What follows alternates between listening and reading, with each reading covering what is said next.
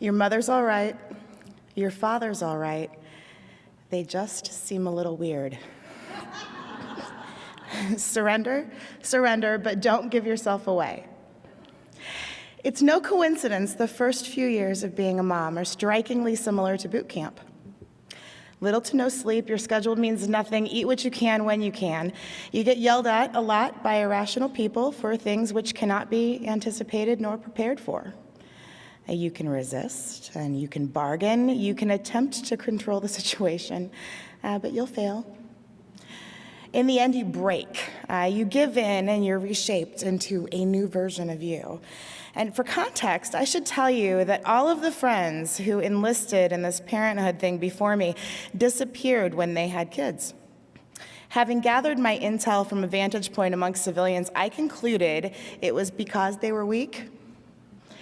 They'd put on a good show of being urban and feminine and feminist toughness, but babies made them suburban soft. They spoke only of preschool waiting lists, Zumba classes, and bunco groups, very foreign to urban Chicago. And gone were the wine-fueled hours-long discussions of politics and discussions of politics and pop culture. And suddenly, the most potentially divisive topic was whether the Toyota Sienna or the Honda Odyssey was a superior vehicle. I declared when I became a mom, it was going to be different. I was going to remain exactly the same person. How hard could it be, really? It's a baby, not a nuclear bomb.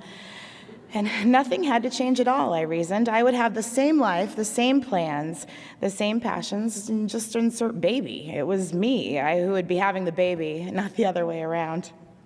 I was not going to give up my identity. I enlisted with great fanfare and sanctimonious enthusiasm into the motherhood army. No one corrected me when I announced I was having a baby. The universe could have done me a real solid by sending some sort of harbinger to prepare me for the fact that what I should be expecting wasn't a baby at all. She was tiny, no doubt, and by the strictest of definitions, an infant, but a better, more useful heads up would have been fully formed, opinionated, drill sergeant with the side of benevolent dictator who gave no F's about my identity.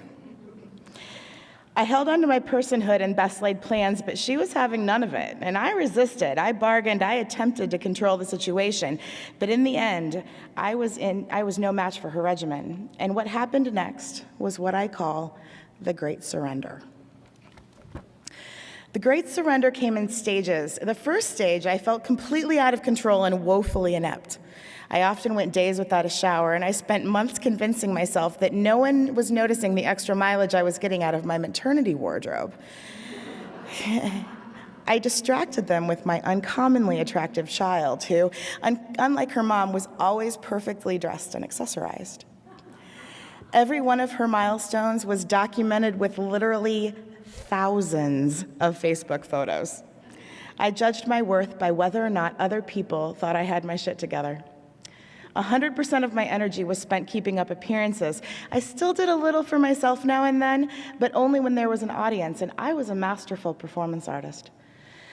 The second stage of the surrender was filled with more attempts at keeping up appearances. I now had 3 children. We'd moved to the dreaded burbs. I drove a practical vehicle, had a sensible haircut, and an endless supply of slip-on shoes. Still unsure of my identity, I started trying them all on. I was in no particular order: room mom, Pinterest mom, blogger mom, volunteer mom, sunshine mom, fun fair mom, raising the most money mom, kids with handmade Halloween costumes mom. Sorry. Of course, I have an extra snack pencil Band-Aid mom, eventually settling on martyr mom. I hated that mom.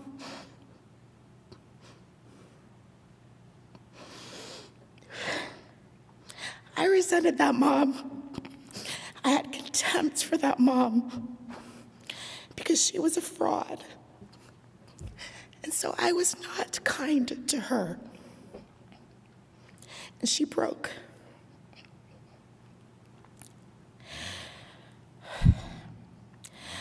But thank God she did. Because when I raised my white flag, All of my fellow enlistees saw my signal and showed up on the horizon. Their marching cadences were my lifeline. Attention, don't do it.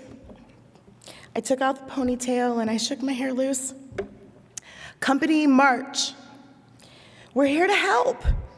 I dropped my kids off at a friend's house and did nothing with my time, nothing with my time. Left.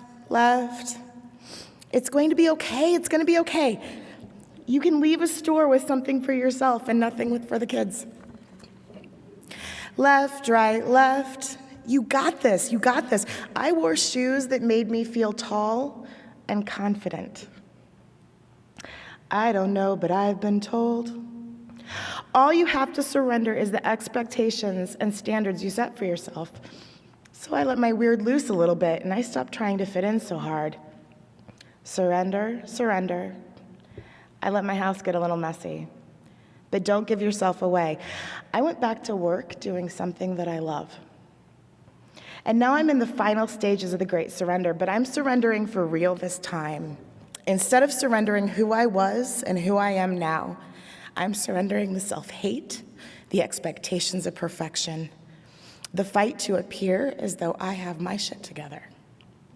Because I don't hate myself, and I am not perfect, and I will never have my shit together. I'm also surrendering the notion that I come last. I'm still finding balance, but now that I'm doing things for myself, everyone is happier.